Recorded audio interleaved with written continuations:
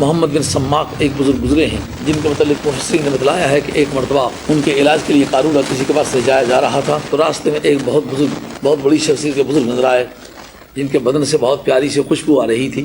تو انہوں نے کہا کہاں جا رہے ہو, کیوں جا رہے ہو؟ انہوں نے کہا ایک نصرانی طبیب کے پاس جا رہے ہیں اور محمد بن سماک بیمار ہیں, ان کا یہ قارورہ ہے, یہ دکھا کے دوائی لانے کے لیے جا رہے ہیں. تو انہوں نے کہا کہ کیسے پاکیزہ اللہ کے ولی کے علاج کے لیے ایک ناپاک نصرانی کے پاس جا رہے ہو؟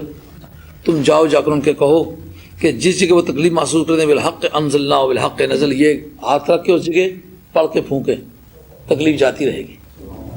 جب وہ واپس گئے, قارورہ پھینک دیا, واپس گئے اور جا کر محمد بن سماک سے اس کا ذکر کیا.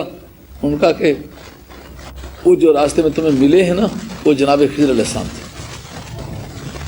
اور لو یہ میں پڑھتا ہوں, اور پڑھ کے انہوں نے پھونکا تو تکلیف جاتی رہی. آپ حضرات بھی کبھی زندگی میں کوئی درد دکھ آپ کو ہو تو یہ آپ 3 مرتبہ یہ کلمات پڑھتے, بالحق انزلنا و بالحق نزل, یہ کہہ کے اس جگہ ہاتھ رکھ کے 3 مرتبہ کہہ کے ایک پھونک ماریں. اس طرح کی 3 پھونکیں ماریں, انشاءاللہ تکلیف جاتی رہے گی.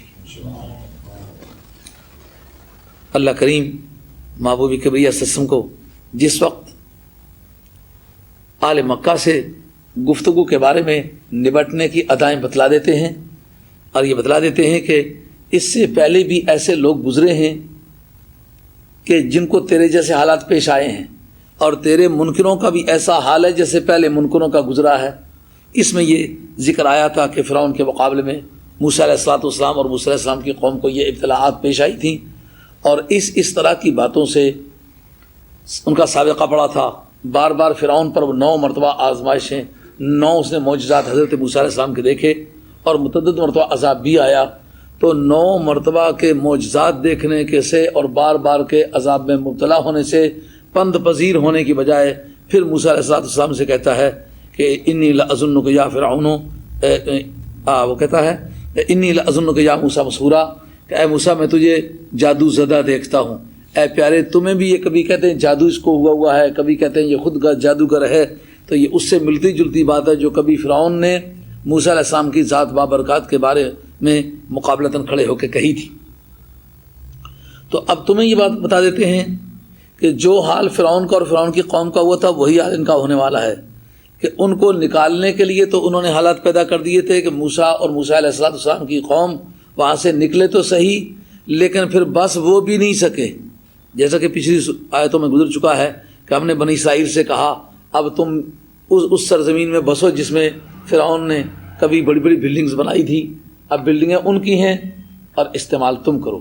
اسی طرح مکہ کا شہر جو ہے یہاں سے تمہیں نکالیں گے ضرور, مگر ایک وقت وہ آئے گا کہ بلڈنگ ان کی ہوں گی, استعمال میں تیرے آئیں گی. تو اے پیارے بالحق انزلنا و بالحق نزل, اس قرآن مجید کو ہم نے حق کے ساتھ نازل کیا ہے اور حق ہی کے ساتھ یہ اترا ہے. اور الحق یعلو ولا یعلا, حق کو غالب آنے کی عادت ہے, حق کو مغلوب ہونے کی عادت ہے. یہ بات آپ نے گزرے ہوئے 10 سالوں میں یہ بات پرکھ بھی لی ہے. اللہ کا فضل ہے. جو بات ہم کہتے تھے سرکار کا گستاخ مرتد ہے, آج اس نقطے پر پوری قوم کو اکٹھا ہونا پڑا کہ نہیں ہونا پڑا. اب کیا گراؤنڈ سے اس کے خلاف بات کرنے کی؟ اس گراؤنڈ کے سوا کوئی آپ کے پاس گراؤنڈ نہیں ہے کہ وہ گستاخ ہے. تو یہی بات تو اللہ کے بندوں میں آج سے 10 برس پہلے کہتا چلا آیا ہوں. میں کہتا تھا نا کہ یہ جتنی باتیں اتحاد کے لیے فارمولے پیش کرتے ہو, کوئی اتحاد کا فارمولہ کامیاب نہیں ہو سکتا. عظمت مصطفیٰ اتحاد کا فارمولہ ہے. جس دن سچائی کے ساتھ نبی پاک علیہ السلام کی عظمت کا نعرہ لگاؤ گے اس دن قوم اکٹھی ہو جائے گی. قوم کے اکٹھا کرنے کا فارمولہ عظمت مصطفیٰ کو سچے یقین کے ساتھ ماننا اور سچے یقین کے ساتھ بیان کرنا ہے. اس کا مقصد کیا کہ جس فارمولے سے اکٹھے ہوتے ہیں اس کا الٹ جو ہے وہ بکھیرنے کا فارمولہ ہے نا. اگر عظمت مصطفیٰ کا اعلان کرنا اور دل سے باور کرنا یہ قوم کو اکٹھا کرنے کا فارمولہ ہے, تو قوم کو بچھوڑنے کا کام کس نے کیا ہے؟ قوم کے بچھوڑے کا کام اس شخص نے کیا ہے جس نے عظمت مصطفیٰ پہ چوٹ ماری, جس نے شوکت مصطفیٰ صلی اللہ علیہ وسلم کو زخمی کیا ہے. اور پوری امت کا آپ مطالعہ کر کے دیکھ لیجئے 1400 برسوں میں جس آدمی نے عظمت رسول کو مجروح کیا ہے, قوم کو ٹکڑے کرنے کا کام اس نے کیا.